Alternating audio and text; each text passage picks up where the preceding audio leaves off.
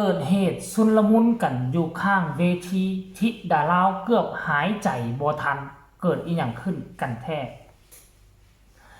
ทักทายสวัสดี FC แฟนคลับทุกท่านที่เคารพและนับถือเป็นอย่างสูงมาพบมาพ่อกับเจบอลาวเอาตอนเศร้าๆบรรยากาศอากาศหนาวเหน็บในเศร้ามื้อนี้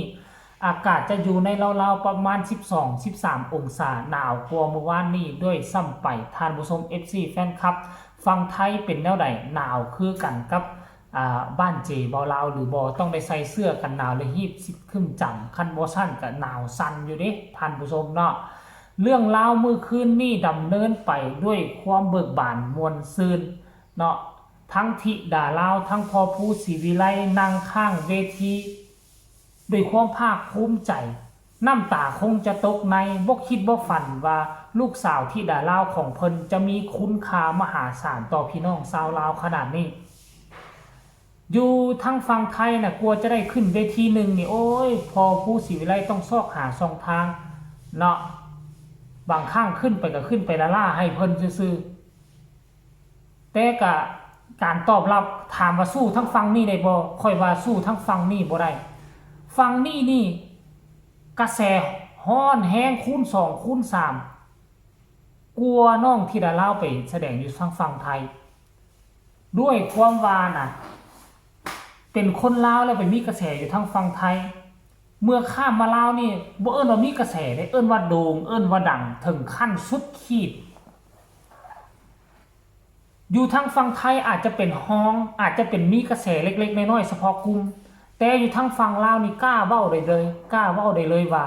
นี่คือโด่งดังเบอร์1ของประเทศไทยของประเทศลาวนี่คือจุดสูงสุดของน้องธิดาลาวคันท่าน้องเคลื่อนไหวหาการหางานอยู่ทางฝั่งลาวคงจะง่ายกว่าอย่าลืมว่ามาตรฐานของแต่ละประเทศมันต่างกันเนาะอยู่ทางฝั่งไทยอาจจะเป็นฮ้องอาจจะเป็นกระแสเล็กๆน้อยๆแต่มาอยู่ทางฝั่งลาวนี่นะคือมันโด่งมันดังแล้วสมเทียบง่ายๆคำสุภาษิตบู่ฮั่นเขาเว้าเนาะเศรษฐีอยู่บ้านนอกซ้ำกระจอกอยู่ในเมืองเคยได้ยินสุภาษิตตัวนี้บ่แต่บ่ได้หมายความว่าน้องธิดาลาวเป็นคนกระจอกดอกอันนี้เปรียบเปยคำสุภาษิต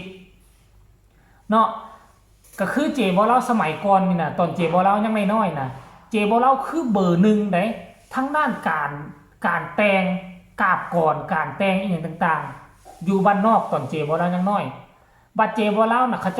จ้าส่งเจบ่ลาวไปแข่งกับคนอยู่ในเมืองบัดเนี่ยตอนนั้นนะนี่คือชีวิตจริงได้ไปแข่งจากนำเบอร์1อยู่บ้านนอกไปแข่งเขาอยู่ในเมืองยังบ่เป็นตัวเมืองหลวงได้ตอนสมัยนั้นเจบ่ลาวอยู่หลวงพระบางอยู่ในอำเภอนะจากบ้านนอกไปแข่งในอำเภอฮู้บ่เจบ่ลาวได้เท่าไหร่ได้อันดับที่5จากเบอร์1กลายเป็นเบอร์5อยู่ในเมือง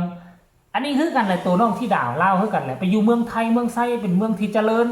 4-5 เท่ากว่าประเทศลาวแล้วไปอยู่พุ่นกับการที่น้องมีกระแสเฉพาะกลุ่มกระแสแบบบ่เอิ้นว่าโด่งดังนะแต่กลับข้ามมาประเทศที่ยังบ่เจริญก็คือโด่งดังขับบ้านขับเมืองขนาดท่านผู้ชม FC แฟนคลับให้ทุกคนไปชมคลิปนี้ซะก่อนคลิปวินาทีเนาะที่ FC แฟนคลับลังไหลกันโห่มาอยู่ข้างเวทีมาอยู่หลังเวทีแม้แต่กระทั่งพิธีกรแม้แต่กระทั่งศิลปินทางฝั่งลาวก็ยังอยากมาถ่ายรูปกับธิดาลาวอยากมาเก็บภาพบรรยากาศเอาไว้พอแม่ประชาชนอยู่แถวนั้นต่อแถวเลียนคิวกันมืดฟ้ามัวดินจนแนมบ่เห็นน้องธิดาลาวบางวักบางตอนไปชมคลิปนี้แล้วจึงมาพ้อกันกับเจบ่ลาวช่วงต่อไปธิดาลาวอยู่หลังเวที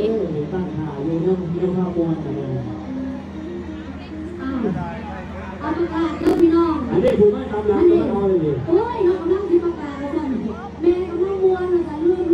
เราโอ้ยก็จะลงกันมือของ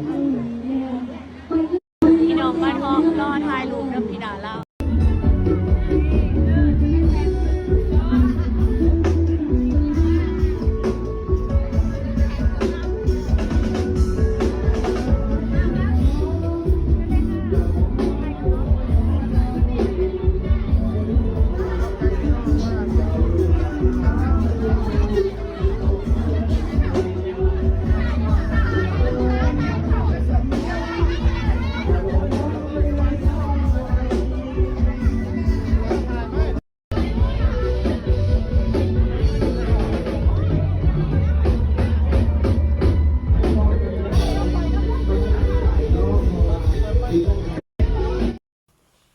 จังได๋ทุกคนว่า